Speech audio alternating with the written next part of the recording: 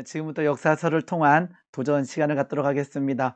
지난주에 이어서 룻기를 다루도록 하겠습니다. 우리 어떻게들 지내고 계시는지요? 지금쯤이면 코로나가 좀 안정될 줄 알았는데 참 어렵습니다. 전 세계가 다시 코로나의 어려움에 노출되고 있는 듯하여 걱정입니다. 우리가 기도로 깨어 이 나라와 열방을 위해서 기도하는 주의 백성 되기를 소망하여 봅니다. 네, 오늘은 이제 룻기를 다루겠는데요. 네, 한번 이런 질문을 던져봅니다. 다른 사람들이 모두 말씀에 어긋난 삶을 살고 있을 때 당신은 어떠한 선택을 할 것인가? 이 말은 무엇이냐 그러면 시대가 무너지는 거죠. 그러니까 주변의 모든 사람들이, 많은 사람들이 죄를 범하고 하나님의 말씀대로 살아가지 않을 때 믿는 우리들은 어떻게 생활해야 되는가, 살아가야 되는가를 한번 생각해 보도록 하겠습니다. 이러한 판단을 할 수 있겠습니다. 그들보다 좀 더 나은 삶을 살도록 노력한다라는 거죠. 나쁘지는 않은 것 같아요. 그런데 기준이 어디 있냐 그러면 이 그들에게 기준이 있다라는 거예요. 그들에게. 그러니까 하나님의 말씀에 기준을 두는 것이 아니라 잘못 살고 있는 그들보다 내가 조금 더 노력하리라. 뭐 이런 어떠한 관점이죠. 그러니까 다른 사람들보다는 그리고는 성경적으로 성경에 가깝게 살아가고 있지만 뭔가 부족한 느낌이 들겠죠. 그러니까 지금 질문 던지는 이유가 이제 사사 시대에 참 많은 무너짐이 있었잖아요. 그런 무너짐에 우리가 던져진다면 어떻게 살아갈런지요, 이 말입니다. 그들보다, 그러니까 무너진 그들보다 좀 더 나은 삶을 살도록 노력한다. 뭐 이게 있겠고요. 실은 정답이겠지만 말씀대로 살도록 노력한다. 이 두 가지의 차이는 기준을 어디에 놓느냐는 거죠. 다른 사람들의 어떠한 집단이 있다면 이 집단보다 잘하려고 노력하는 사람이 있고, 이거는 그 하나의 어떠한 타인의 기준을 둔 거고, 이제 말씀의 기준을 두는 사람은 이 말씀보다 무너져 있는 타인이 있겠고, 이 상태보다 이 타인의 기준을 두는 것이 아니라 하나님의 말씀의 기준을 들면서 살도록 노력하는 거죠. 사사시대에는 실은 삼손이 나실인으로 태어났지만 삼손조차도 그 율법, 말씀에 어긋난 삶을 살아가게 되잖아요. 그만큼 무너져 있다라는 거죠. 실은 이 말씀대로 살도록 노력한다라고 하는 게 정답이지만 실은 만만치가 않다라는 것을 우리는 알아야 된다라는 것입니다. 실은 아주 좋지 않은 거죠. 그들과 동일한 삶을 살아간다. 세상이 무너질 때 뭐 너도 죄지 있는데 그들이 너무나 즐거워 보이고 재밌어 보이는 거죠.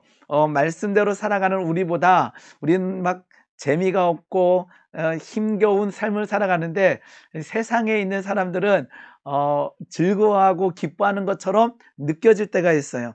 그 이유 중에 하나는요, 믿는 자의 기쁨과 감격을요 상실할 때 어떤 문제가 있냐 그러게 되면 그런 거죠.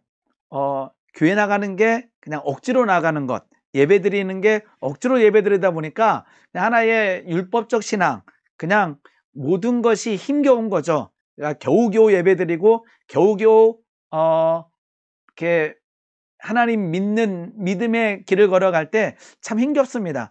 그렇다면 어떤 문제가 있냐면 믿지 않는 다른 집단이 더 재미있어 보여요. 그리고는 믿는다 그러면서 세상에 한 발 내디딘 그들이 더 잘 사는 것처럼 느껴질 때가 있다라는 거죠. 그렇다면 믿는 자의 기쁨과 감격을 온전히 회복할 때 믿지 않는 사람들을 보며 아니면은 그 양다리 신앙이라 그러죠. 그들을 보면서 이렇게 그들을 그리워하지 아니하고 이 믿는 자의 상태에서 더 기뻐할 수 있다라는 것입니다. 그게 이제 문화와 전통의 죄를 극복하라라고 써봤는데, 문화는 지금 우리가 동시대를 살아가고 있는 사람들의 죄라는 거예요. 그것은 그들을 볼 때마다 재밌어 보이고 좋아 보이는 거죠. 이것을 우리는 극복해야 된다라는 것입니다. 그리고 전통의 죄는 그 시대를 타서 흐르는 거죠. 우리 아버지 때에, 할아버지 때에, 그러니까 우리나라에 전통적으로 흘러내려오는 이러한 전통의 죄들도 우리는 극복해야 된다라는 것입니다. 그럴 때 우리는 온전한 승리가 일어날 줄 믿습니다. 로마서 12장 2절 말씀 보게 되면, 너희는 이 세대를 본받지 말고 오직 마음을 새롭게 함으로 변화를 받아, 이 세대를 본받지 말고, 이 문화의 죄를 본받지 말고 오직 마음을 새롭게 함으로 변화를 받아 하나님이 선하시고 기뻐하시고 온전하신 뜻이 무엇인지 분별하도록 하라라고 되어 있습니다. 우리 성경을 보게 되면 이렇게 조상의 대가 몇 대까지 간다 그러죠? 이렇게 3, 4대까지 간다 그러잖아요.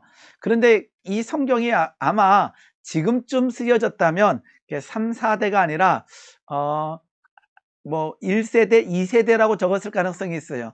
왜 3, 4대냐 하게 되면 그 시대는 이렇게 3, 4대가 같이 사는 문화였거든요. 4대까지도 같이 사는 문화. 그러니까 그 공동체 내에서, 가족 내에서 그 죄의 습성을 배울 수 있는 모양새가 3, 4대인 거예요. 그러니까 아버지 때, 할아버지 때, 그 다음에 증족 때까지도 같이 살다 보니까 성경에 3, 4대의 저주가 나와 있는데, 그것은 그만큼 배운다라는 거예요. 이 동질 집단에서. 그것은 전통이기도 하고 문화이기도 한 거죠. 그런 것을 극복하는 우리가 되어야 될 줄 믿습니다. 네, 우리 이제 룻기를 한번 살펴보도록 하겠습니다.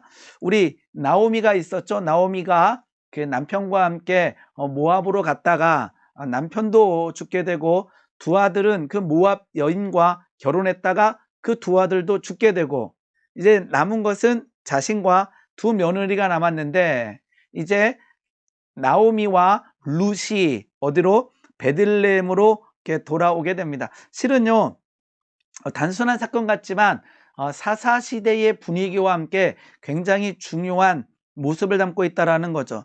자, 룻기 1장 보게 되면, 이에 그 두 사람, 이제 나오미와 룻이 되겠죠, 베들레헴까지 갔더라. 저는 이 사건을요 굉장히 중요하다고 봐요. 그 모압에서 정말로 비참한 어떠한 상태까지 갔는데, 결국 하나님의 땅으로 돌아오는 이 발걸음은요 굉장히 중요하다라는 거예요. 그 땅에 갔을 때 조롱과 멸시가 있을 거라는 것은 짐작할 수가 있어요. 그럼에도 불구하고 하나님의 땅으로, 그 하나님께서 주신 축복의 땅으로 갔다라고 하는 이것은요 놀라운 은혜라는 거죠. 탕자가 아버지의 집까지 가게 되잖아요. 얼마나 놀라운 은혜입니까? 그냥 그 먼 나라에서 허랑방탕한 삶을 청산하고 그냥 후회하는 것이 아니라 일어나서 아버지께로 돌아갔다라는 것, 그 다음에 이 나오미와 룻이 베들레헴 땅으로 돌아갔다라는 것은 굉장히 중요한 사건입니다. 베들레헴에 이를 때에 온 성읍이 그들로 말미암아 떠들며 이르기를 이가 나오미냐 하는지라, 이렇게 막 반기는 모습이에요. 왜 이 모습이 중요하냐 그러면요, 하나님께서 원하시는 공동체의 모습을 지금 그리고 있다라는 거예요. 사사시대의 전반적인 분위기는 어떠한 문제가 있었냐 그러면 공동체 내에서 분쟁과 갈등이 있었어요. 근데 룻기는요 그 사사시대에 하나님이 원하는 모습들이 이 룻기에 들어있는 거예요. 아까처럼 모압으로 떠나고 그 모압에서 처절한 어떠한 인생은 하나님이 원하는 것이 아니지만, 이 돌아오면서 그 땅에서 이루어지는 모습은요 하나님께서 원하시는 공동체의 모습이라는 거죠. 뭐 하는 거요? 이렇게 안아주는 거죠.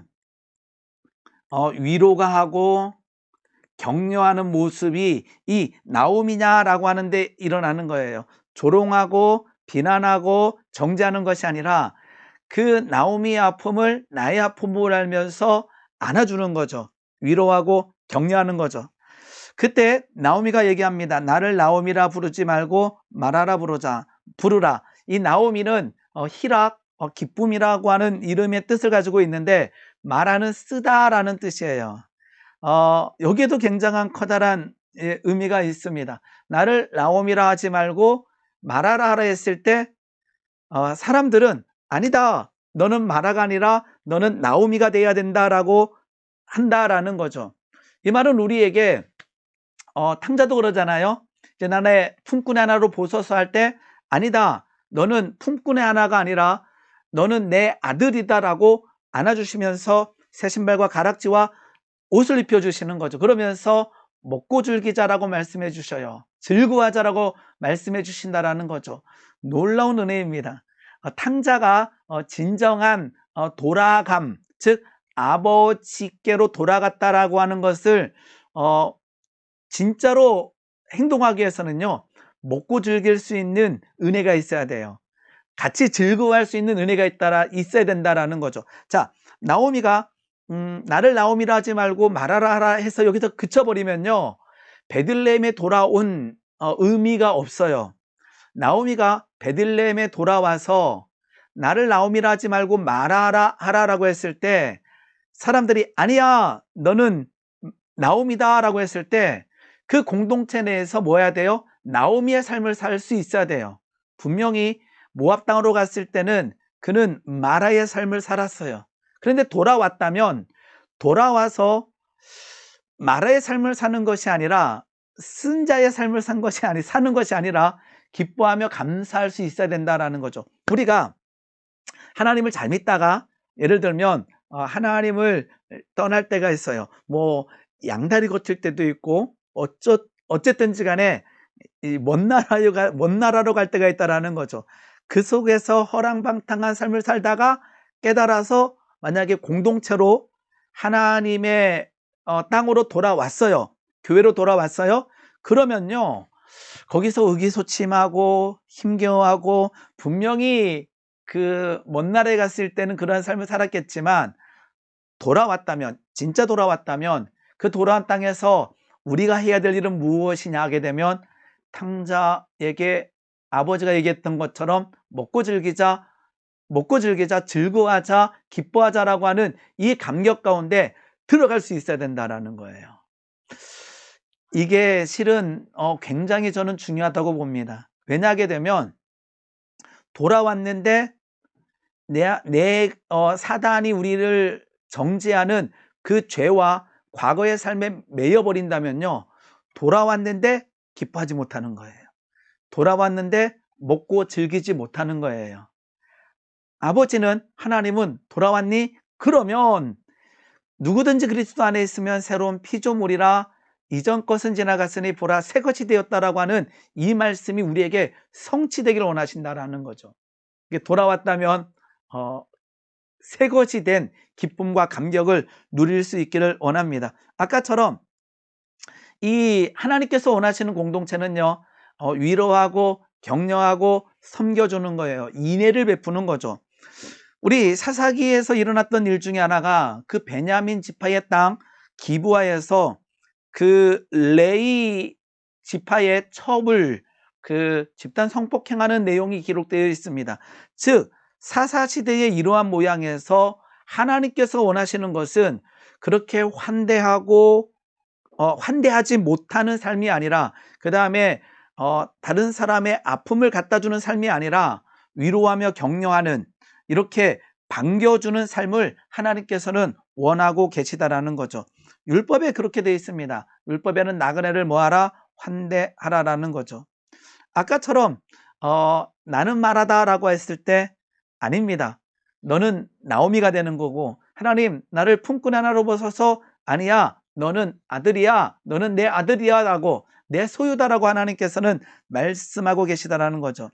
우리가 죄인임을 고백할 수 있어야 됩니다. 우리는 죄인입니다. 우리는 여전히 그 죄의 늪에 빠질 수 있는 연약한 자들이라는 거죠. 그런데 우리 죄를 우리의 죄인 된 것을 구원하기 위해서 예수님께서 십자가에서 피 흘려 죽으셨다라는 것을 우리는 믿고 고백하잖아요.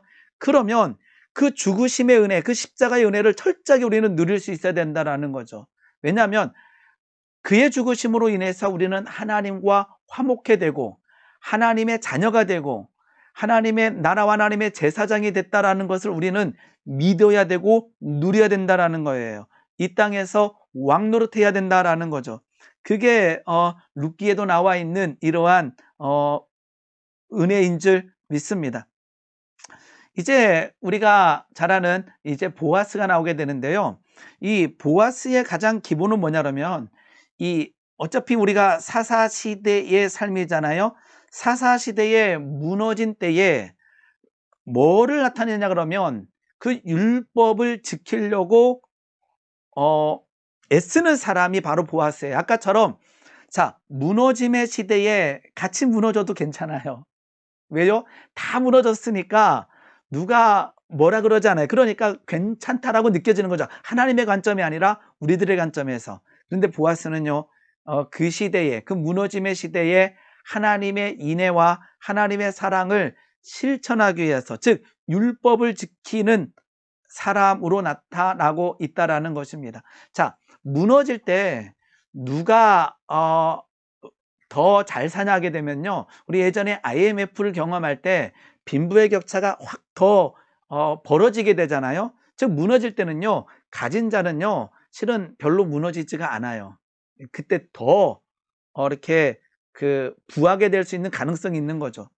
보아스는요 유력한 사람이라고 성경에 기록되어 있잖아요. 부유한 자였잖아요. 즉 그 말은 뭐냐 그러면 율법을 지키지 않아도 문화가 무너져 있기 때문에 다른 사람이 뭐라 그러지도 않을 뿐만 아니라 그래도 부유한 자로서 삶을 살아갈 수 있는 자였다라는 거죠. 그런데 보아스는 그러한 시대에 무엇을 하게 되느냐? 율법을 지키려고 애쓰고 있다라는 거예요. 하나님께서 이 무너진 사사시대의 룻기를 통해서 이 보아스의 삶을 살기를 우리에게 요청하고 있다라는 거예요. 율법을 지키려고 노력하는 삶. 뭐예요? 바알에게 무릎 꿇지 않는 7천이라는 거죠. 바알에게 무릎 꿇지 않는 7천. 아합 시대에 다 힘겨울 때에 그럼에도 불구하고 바알에게 무릎 꿇지 않는 7천을 하나님께서는 지키시며 인도하고 계시다라는 거예요. 오늘 새벽 예배 때에 시돈에 속한 사르밧 과부를 나눴는데 그 시돈이 어떤 땅이냐 그러면 그 아합 왕의 와이프 이세벨의 고향이었다라는 거죠. 그러니까 그 시돈의 땅에서 과부의 삶으로 그 다음에 먹을 것이 없어서 힘겨워하는 그 과부에게 엘리야를 통해서 하나님의 은혜가 임했다라는 거죠. 어느 땅에서? 그 시돈 땅에서 그 바알의 우상의 근거진 그 땅에서 하나님을 섬기려고 애쓰는 그곳에 하나님의 은혜가 임했다라는 것입니다. 보아스는 무너진 사사시대에 율법을 지키며 하나님을 갈망하는 사람입니다. 우리가 그렇게 살아야 될 줄 믿습니다. 보아스처럼. 그는 룻과 나오미에게 뭐를 베푸게 되느냐? 하나님의 인애와 하나님의 사랑을 베풀고 있다라는 것입니다. 자, 보아스의 인애를 한번 보도록 하겠습니다.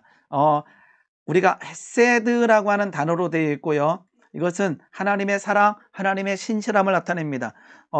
마찬가지로 그 하나님의 사랑을 받아서 보아스는 그 사랑을 누구에게? 룻에게, 그 다음에 나오미에게 나타내고 있다라는 것입니다. 한번 룻기 말씀 보겠습니다. 2장 8절에서 10절입니다. 보아스가 룻에게 이르되 내 딸아 들으라. 이삭을 주우러 다른 밭으로 가지 말며 여기서 떠나지 말고 나의 소녀들과 함께 있으라. 그들이 베는 밭을 보고 그들을 따르라. 내가 그 소년들에게 명령하여 너를 건들지 말라 하였느니라. 뭐를 하고 있어요? 인애를 베풀고 있다라는 거죠. 목이 마르거든 그릇에 가서 소년들이 길어온 것을 마실지니라 하는지라. 룻이 엎드려 얼굴에 땅을 대고 절하며 그에게 이르되 나는 이방 여인이거든. 여기도 나오죠. 고백이. 나는 이방 여인이거든 당신은 어찌하여 내게 은혜를 베푸시며 나를 돌보시나이까. 나는 이방 여인입니다. 그러니까 실은 룻은요 베들레헴에 오는 것 자체가요 참 용기 있는 결단이었다라는 거죠. 실은 자신을 내려놓는 거죠. 그런데 와서 나는 이방 여인이의 삶을 살고 있지만 하나님의 은혜가 누구를 통하여? 보아스를 통하여 임하고 있다라는 것입니다. 네. 그 다음에 한번 보겠습니다. 두 번째는요, 보아스의 축복의 기도문도 나와 있습니다. 보아스가 그에게 이르되 내 남편이 죽은 후, 이제 모압 땅에서 내 남편이 죽은 후 내가 시어머니에게 행한 모든 것과 내 부모와 고국을 떠나 전에 알지 못하던 백성에게로 온 일을 내게 분명히 알려줬느니라. 여호와께서 내게 행한 일을 보답하시기를 원하며, 여기부터가 이제 기도문이에요. 여기서 여호와께서 내게 행한 일을 보답하기를 원하며 이스라엘 하나님 여호와께서 그의 날개 아래에 보호를 받으며 온 내게 온전히 상 주시기를 원하노라. 이게 이제 기도문이 되는 것이고요. 축복의 기도문이 되는 거죠. 보아스는 누구에게 이 이방 여인을 조롱하고 멸시하는 것이 아니라, 핍박하는 것이 아니라 하나님의 축복이 임하기를 빌어주고 있다라는 것입니다. 우리가 이러한 은혜가 있기 원합니다. 연약한 자에게 축복하는 거죠. 축복하는 거죠. 그런 은혜가 있기를 원합니다. 그 다음에 보면요. 그 다음에 보아스가 손해를 감수하면서 한 선한 행동들이 기록되어 있습니다. 그것은 뭐냐면 이제 룻을 이제 품게 되는 거죠. 이르되 내가 누구냐 하니 이제 그 침실로 왔던 룻에게 묻는 것입니다. 나는 당신의 여종 룻이오니 당신의 옷자락을 펴 당신의 여종을 덮으소서. 이는 당신이 기업물을 자가 대민이다 하니 그가 이르되 내 딸아 여호와께서 내게 복 주시기를 원하노라. 여기도 나오죠. 내 딸아 여호와께서 내게 복 주시기를 원하노라. 내가 가난하건 부하건 젊은 자를 따르지 아니하였으니 내가 베푼 인애가 처음보다 나중이 더하도다. 여기서 보게 되면 당신의 여종을 이렇게 덮으소서라고 하는 표현이 있잖아요. 이 말은 상대방에게 뭐한다? 결혼을 원한다라는 의도를 나타내고 있습니다. 그리고 7절 말씀 보게 되면 여기는 안 나왔지만 나오미의 권면하는 내용이 나와 있는데요. 그의 발치 이불을 들고 거기에 누우라라고 되어 있습니다. 이것은 나오미의 권면입니다. 이 말은 뭐냐면 결혼한 남자가 아들을 얻지 못하고 죽었을 때 그의 형제나 가까운 친척이 그 미망인을 아내로 삼아서 자식을 낳게 해주어 죽은 자의 대를 잇게 해주는 규례에 의한 행동이라는 것입니다. 즉 가서 이제 그의 발치에 누웠을 때 이제 내가 누구냐 이렇게 물어보게 되는 것입니다. 이 말은 무엇이냐? 아까처럼 내가 결혼을 원한다라고 하는 의도가 내포되어 있을 뿐만 아니라 이제 보아스는 그 친척의 대를 잇기 위해서 헌신해야 되는 거죠. 아까처럼 율법이 무너졌던 그 시대에 보아스는 손해를 감수하면서 이러한 율법적인 일들을 지켜나가고 있다라는 것입니다. 이게 고엘 제도가 있고요. 이제 아까처럼 이제 수혼 제도가 있는데요. 이제 두 가지가 나오는데요. 고엘 제도는 이제 기업물을 짜라고 하는 내용입니다. 이 말은 레위기 25장에 나와 있는데요.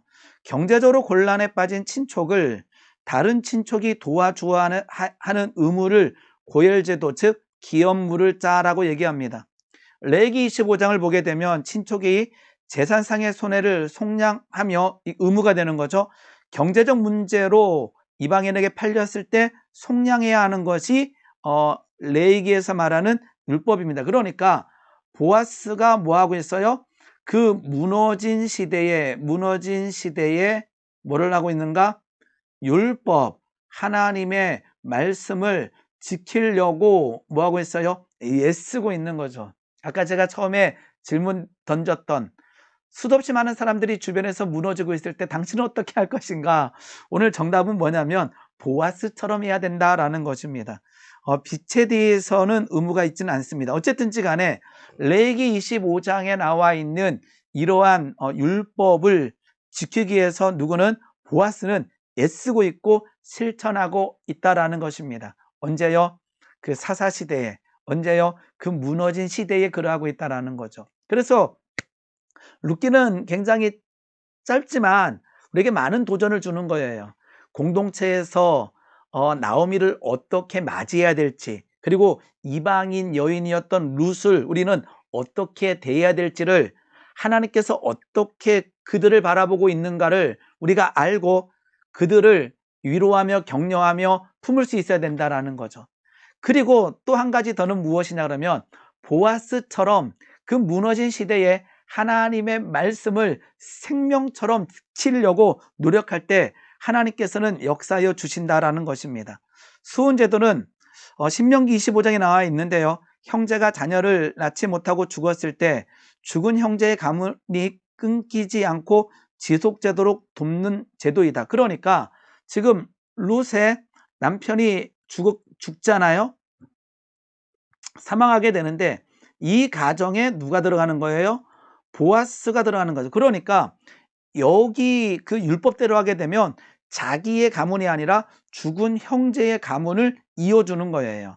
그래서 보아스는 룻과 결혼하여 아들을 낳아도 그 자식이 자신의 가문이 아니라 그 죽은 형제의 가문을 잇게 되는 거죠. 그런 것을 다 알면서 하는 거예요. 이것이요, 율법이 잘 지켜지던 시대라면 그냥 누구든지 했을 거예요. 왜냐 그러면 주변에 시선도 있고 누구나 잘 지키고 있기 때문에 그래 했다라는 거죠. 그런데 지금의 시대는 무너짐의 시대에서 누가 보아스는 자신의 가문이 아님에도 불구하고 그럼에도 불구하고 율법대로 살아가고 있다라는 거예요. 이러한 보아스를 통해서 하나님의 인애가 흘러 넘쳐나고 있는 줄 믿습니다. 그리고 이 룻기에서 보여지고 있는 중요한 그 주제는 무엇이냐 그러면 이렇게 축복하라는 거예요. 사사시대는요, 싸움과 갈등의 시대였습니다.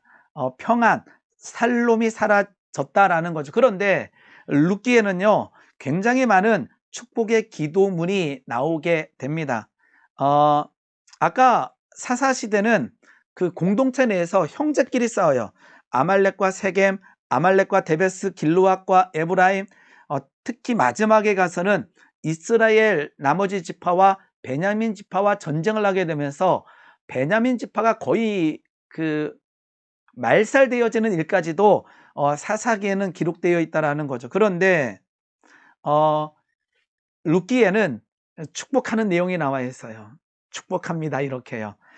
나오미가 두 며느리에게 축복하게 되고요. 이거 제가 한번 읽어보겠습니다. 룻기 1장 8절 9절 보게 되면 나오미가 두 며느리에게 이르되 너희는 각기 너희 어머니의 집으로 돌아가라. 너희가 죽은 자들과 나를 선대하신 것 같이, 여기서부터 나옵니다.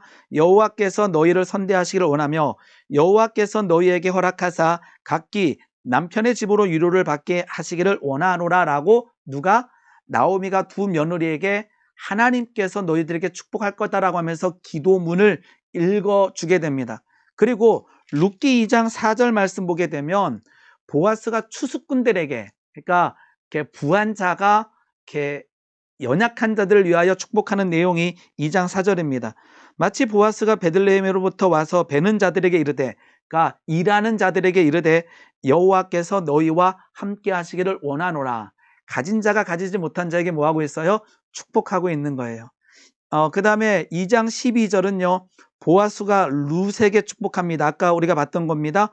여호와께서 내게 행한 일을 보답하시기를 원하며 이스라엘의 하나님 여호와께서 그의 날개 아래에 보호를 받으러 온 내게 온전히 상 주시기를 원하노라. 여호와께서 너에게 상 주시기를 원하노라라고 해서 보아스가 룻에게 축복합니다.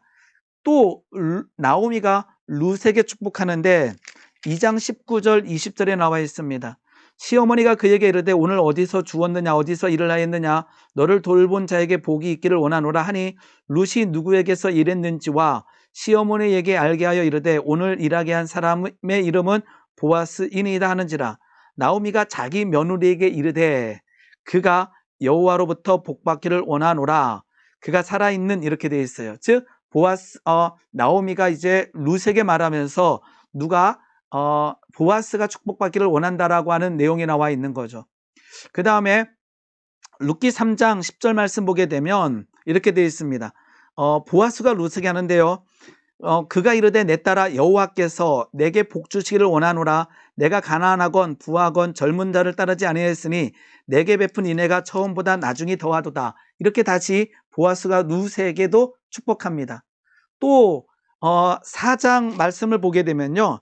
4장 11절 12절 말씀 보게 되면 이렇게 되어 있습니다.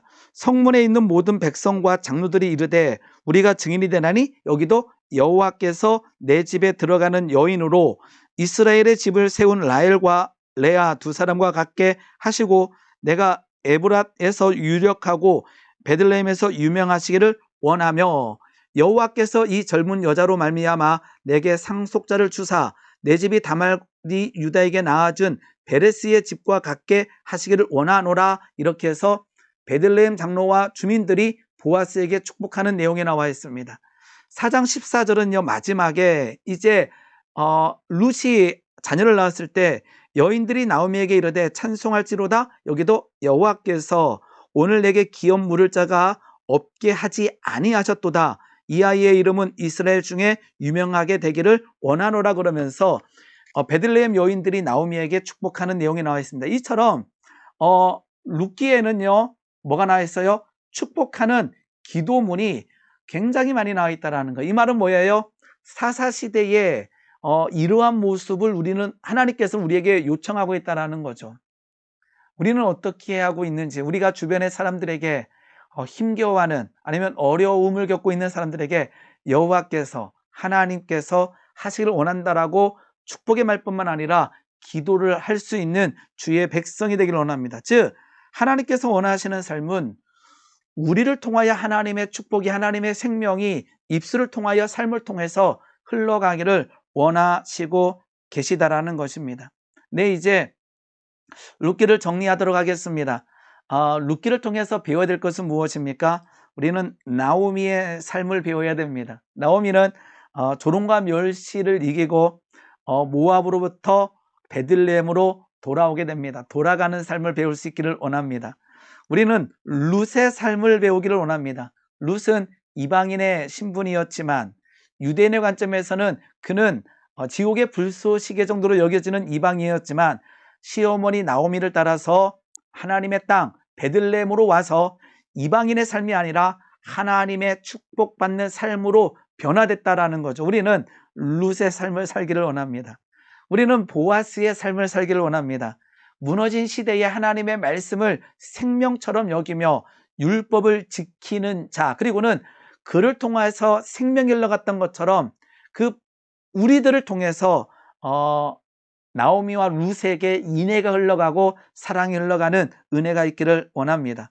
결국 룻기는요 우리 사사기처럼 마무리가 되는 것이 아니라 룻기의 마무리는 굉장히 소망이 넘칩니다. 우리 사사기의 마지막은 그때의 이스라엘의 왕이 없으므로 사람이 각기 자기의 소견에 옳은 대로 행하였다. 소망이 없는 것처럼 느껴져. 그런데 동일한 사사시대에 쓰여진 이 룻기의 마지막은 족보로 끝나게 됩니다. 마지막 절은요 오벳은 이새를 낳고 이새는 다윗을 낳으니라. 그들이 너무나 잘 알고 있는 이제 다윗을 통하여 이제 예수님의 족보가 이어지게 되잖아요. 이 다윗을 통해서 그리고는 이제 구원자 메시아가 나오게 되는 이 놀라운 은혜가 이제 룻기 마지막에 펼쳐집니다. 사사기의 끝은 소망이 없었으나 룻기의 끝은 소망으로 끝나게 됩니다. 그러면서 이제 족보가 정리되는 거죠. 베레스, 헤스론, 람, 암미나답, 라손, 살몬. 이제 우리가 아는 이제 보아스가 나오고 오벳, 이새, 이제 다윗이 나오게 됩니다. 자, 여기에 베레스는요, 유다와 다말 사이에 태어난 아들이 바로 베레스입니다. 그리고 중간에 나와 있는 이제 오벳은 이제 다윗의 할아버지가 되는 거죠. 오벳은 보아스와 룻 사이에 태어나게 된다라는 거죠. 자, 그러고 보게 되면 다말은 실은 유다의 며느리였잖아요. 그 다음에 룻은 이방 여인이었잖아요. 이 모든 모습 모두 힘겨운 어떠한 삶을 살고 있다라는 거죠. 우리 마태복음 1장 보게 되면 여인의 이름들이 나오는데 다말, 라합, 룻, 밧세바, 우리아의 아내 마리아, 이제 마리아를 빼고는요 너무나 힘겨웠던 삶을 살아가는 이 룻기를 통해서 하나님께서는 마지막을 통해서 하나님께서 일하시는 모양새, 하나님께서 뜻하시는 바를 말씀해 주고 있습니다. 누구를 통하여? 다말을 통하여, 룻을 통하여, 그리고는 예수님의 족보에 나와 있는 이제 라합과 이제 밧세바를 통하여 하나님의 일하심이 나타나고 있다라는 거죠. 무엇입니까? 하나님께서 뭐가 되십니까? 왕이 되시고, 이 왕 되신 하나님을 우리가 그 말씀을 청종하며 살아갈 때 이 땅에서 하늘의 축복을 누릴 수 있다라는 것입니다. 룻기의 그 놀라운 비밀을 우리가 알고 여전히 일하시는 하나님, 여전히 우리의 왕 되신 하나님을 찬양하며 예배하며 경배하는 주의 백성 되기를 소망합니다. 네, 오늘 여기까지 하도록 하겠습니다. 감사합니다.